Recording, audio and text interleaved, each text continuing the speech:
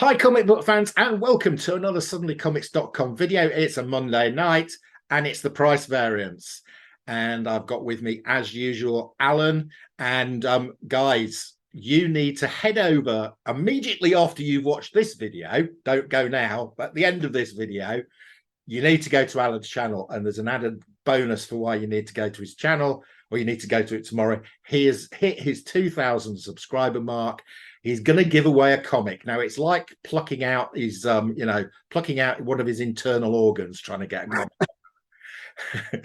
I've probably got more comics out of him than anybody else, but he's offering up some great prizes for his 2,000 subscriber deal, and I think it's tomorrow he's going to be giving it away. But so you need to go and check that out. Anyway, this week we are talking about how to get a good deal on comics you want to buy. On Alan's channel, we covered off eBay, and we covered off Whatnot. So we're going to talk about auctions and conventions. Now, Alan and I both attend different types of auctions. So, Alan, would you like to talk about heritage auctions? Yeah, so I'm as people, if you watch my channel, like, believe it or not, I actually collect modern stuff, but I collect everything. But I've sort of gravitated over time to the more golden age, maybe some silver age as well, books. And there's very few places where you can find a lot of these really big books. Like golden age, it is golden for the fact that they're rare. They're just hard to find. So one of the big auction houses that I go to is heritage auctions. They specialize in kind of the more premier books. But that does not mean that you have to pay premier prices all the time. Like, there will be crazy prices, guaranteed. But it doesn't mean that you always have to pay that crazy price. So, Alan, is it a live auction, or is it a fixed endpoint auction and the highest bid at the end wins it? It's a live auction. So it's not like eBay where you can snipe things. No. So what happens is there's the gavel kind of situation where it is a gavel. Yeah. Yeah. So it's kind of like there's an auctioneer, a live auctioneer. Okay. And so if the book is like 100 and then you try to sneak it at the last second and put like that 110, no, they'll continue it. And they'll say, okay, keeps on going until they get that, they'll count down. And then once the bidding stops, that's the price. Yeah. So there is no sniping.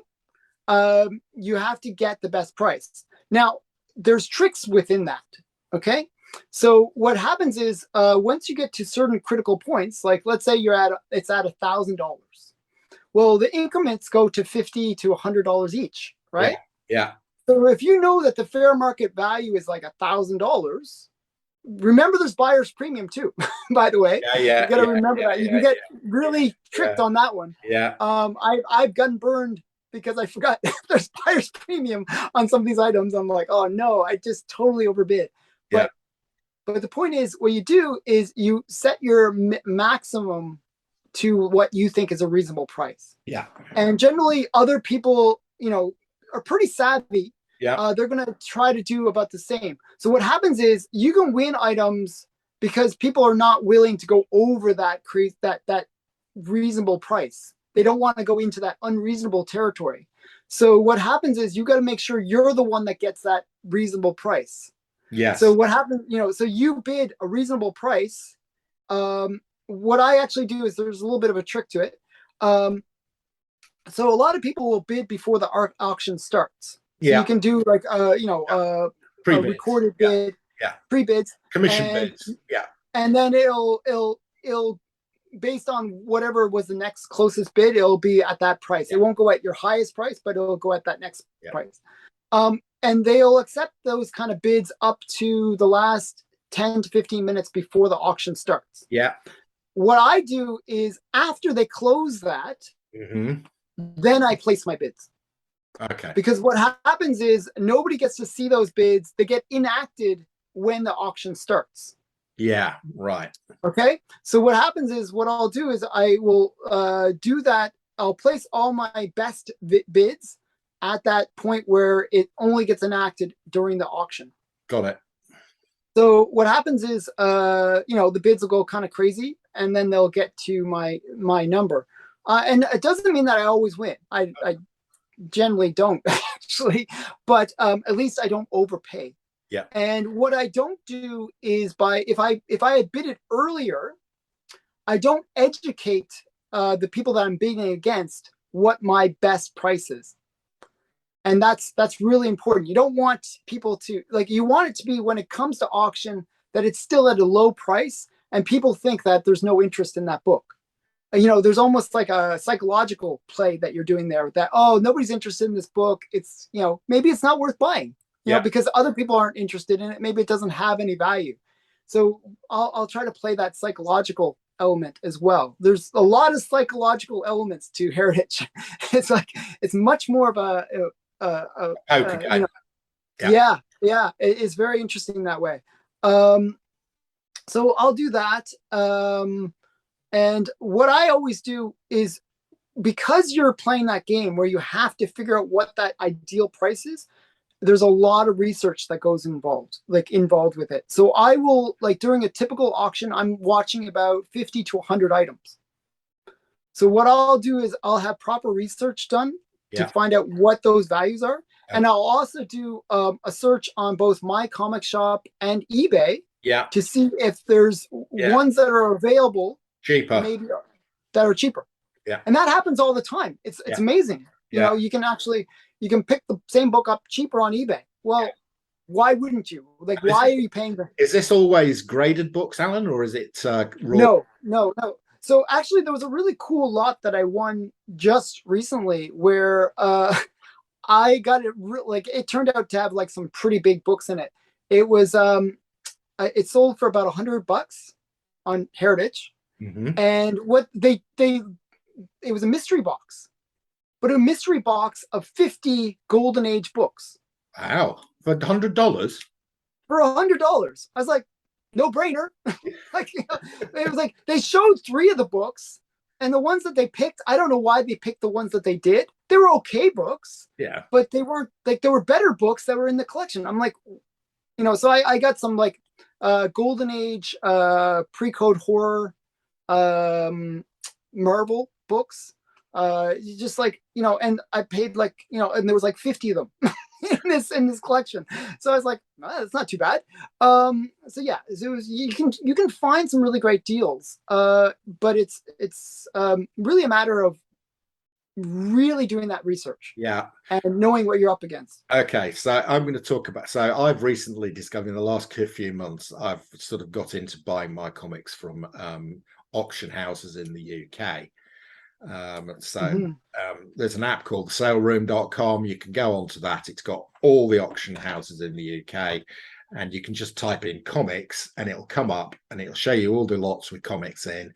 And you can also say sort them by date, so it'll come up with the ones that are coming up tomorrow, or so you can see which ones are coming up. And it'll when they're coming up. House it is, and you can go and have a look at the auction, and you can see the lots. So within the UK, there are some auction houses which are known for doing comics, and they'll do a comic-specific sale, and everybody knows they're doing it, and they get viewers from the States, from all over the place. And the price, you're not going to get, well, I'll come on to this, but you don't get as good deals. There are some where it goes to an auction house they've never had for some reason, they've got a collection of comics that's come to them, because somebody didn't know what they were doing, and it's maybe their local auction house, and they've handed it over to them, and the auction house has not got a clue. Not only that, but the comic collectors don't know that auction house, so are not particularly looking for it. And those are the ones where I've had the best bargains. There was one in Suffolk where, everything I bought, I got for 1/8 of fair market value. I should have bought everything. So how often would you drive out to those places to check out? I saw your videos. You went out and actually I went and collected. So what I would say is it's far better if they're closer to you, because it means you can potentially go and view the comic, because they do a viewing, so you can actually go and look at them.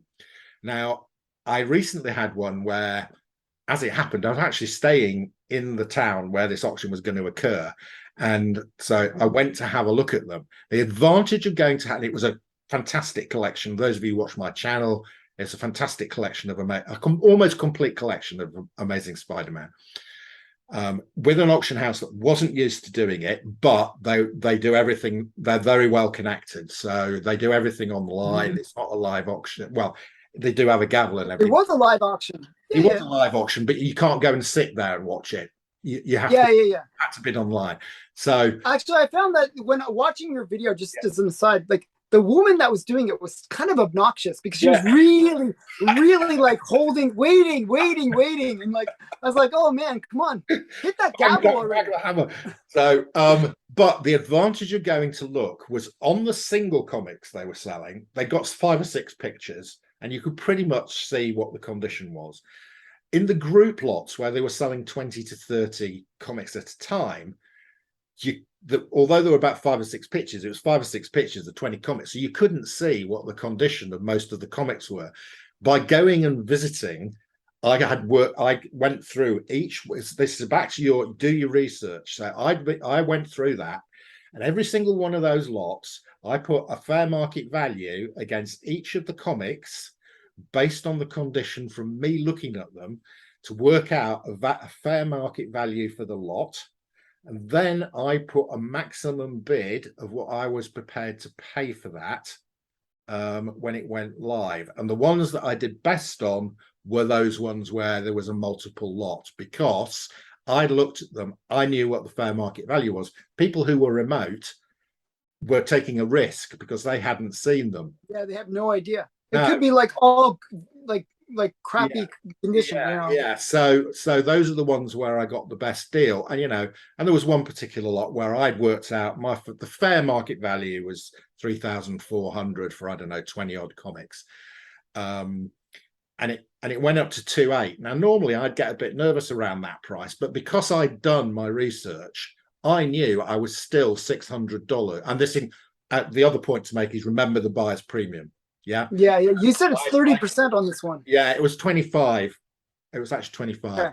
But I'd built that all in. So I built that all into my calculations, worked out what the bid was, that I was prepared to pay. Then I knew what the buyer's premium was going to be, and I was still going to be lower than fair market value.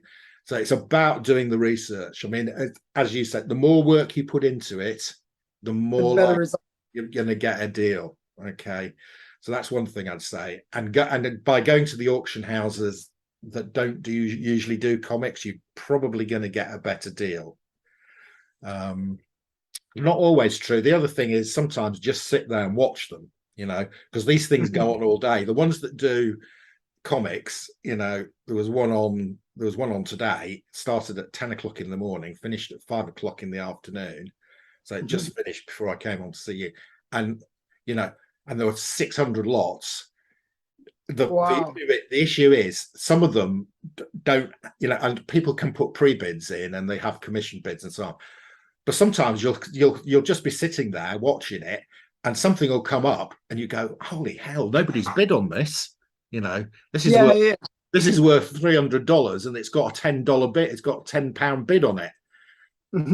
Nobody else is, what's going on? So you think, well, I'm just going to, I'm at least going to bid 50, 60 pounds on it. And sometimes you'll get it for 20 or 30 quid because it's just nobody else there watching it who's spotted it. Yeah, I've had the same thing happen to me on Heritage. So I can live with that. Yeah, I've seen that happen. I mean, I got one today. I'd seen it and it was one of the ones I went to watch for, and it was Hawkman 4, first appearance of Zatanna. Oh, nice, Zatanna. Yeah, first appearance of Zatanna in a nice medium grade, probably a 60, 70, and I thought, wow, okay. So I was watching this, and I'd sort of, this is a sort of $2,000-3,000 book, and I'd sort of said I'm going to prepare to go up to 400 on this. And I got it for 190. I just thought, wait, 190? Yeah, 190 for a 7.0. For a 7.0. That's insane. Is it graded? No, it's not graded, but that was my. They got a load of pictures of it. Yeah. If it But might be, still, it might be a 6.0. It's somewhere between there. yeah, that's a great deal. That's just crazy. So I'm going to get that graded. I'll be able to get probably 7 or 8 times my money back on that. Wow, that's great. I have a 4.0. That's why I'm like, I keep on looking at it like as we're talking. Wow, that is such a great deal. I love that book. And there You just know, can't have been the right people watching, because that should have gone for loads more than that.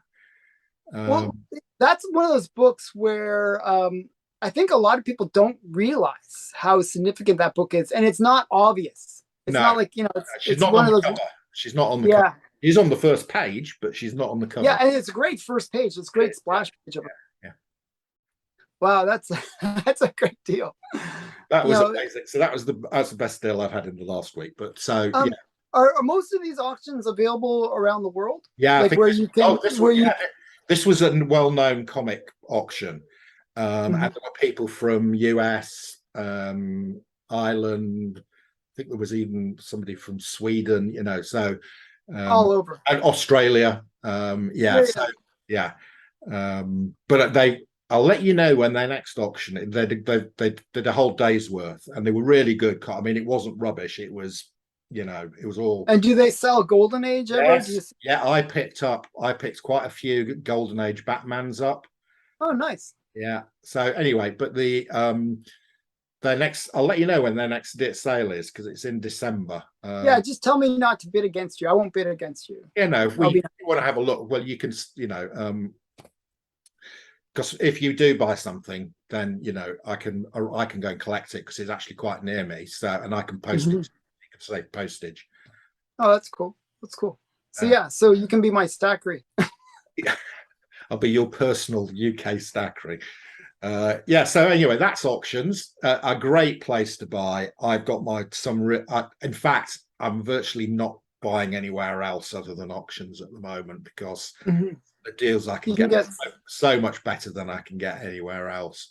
your previous one. I think was even better. Like your Spider-Man one was quite No, huge. the Spider-Man one, I probably got, because there was loads of people watching, I probably got on average about 75 to 80%. That's what I was thinking. Yeah, that's what I saw from what Yeah. But still, that's a great price. Yeah, and they're a good investment. As I said at the time, that was a lot of money for me, but for me, it's part of the portfolio investment. Amazing Spider-Mans are not going to go down in value. Yeah. They're only going to go up. So whereas a lot of the other auctions, sometimes I've paid 20% of fair market value, or even less. Yeah. I mean, yeah. I got a complete collection of the Invaders, 1 to 40, for about 150 quid or something, which is just ridiculous. That's crazy. Yeah.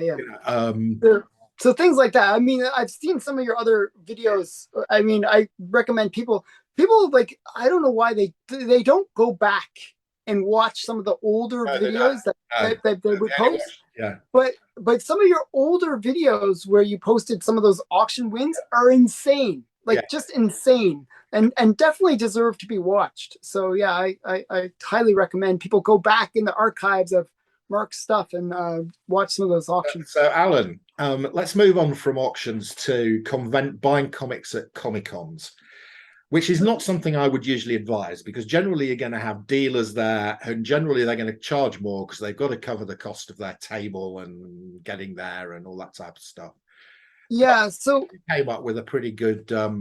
I came up with a pretty cool strategy. So like I'm a big Golden Age guy, and I know that especially in Canada, Golden Age is pretty rare.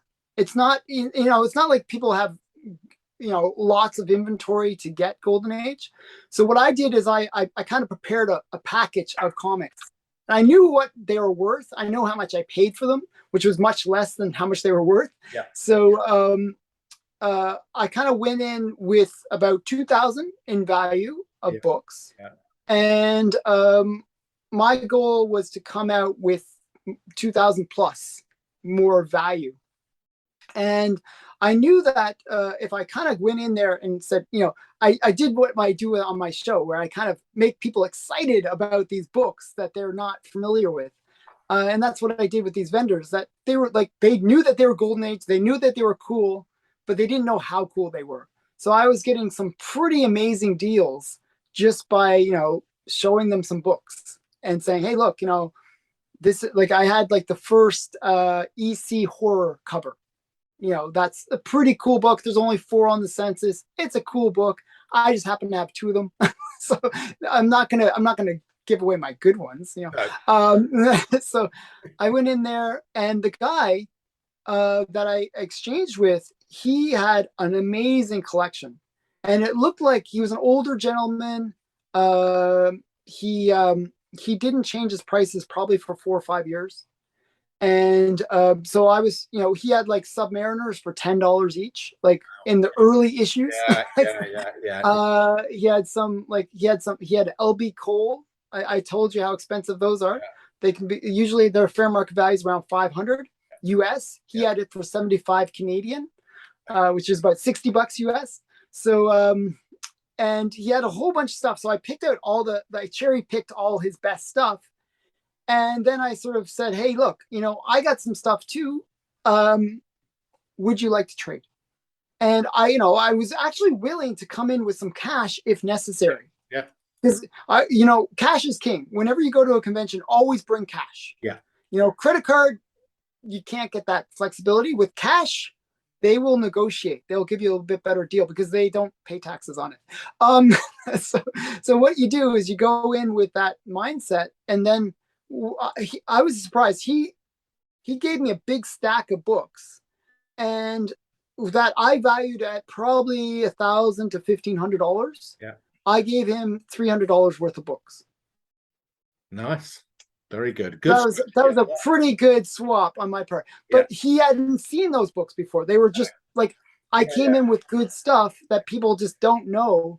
And his prices were so low. So he was basing his trade on the prices that he had, but his prices were wrong. Like, it was, so again, like, I used a bunch of elements. Always when you go through the long boxes, try to find those really good prices, build a little stack, and then come in with some really great trades. That's an interesting strategy. I might try that at a convention. Yeah. It was interesting. Not everybody got it.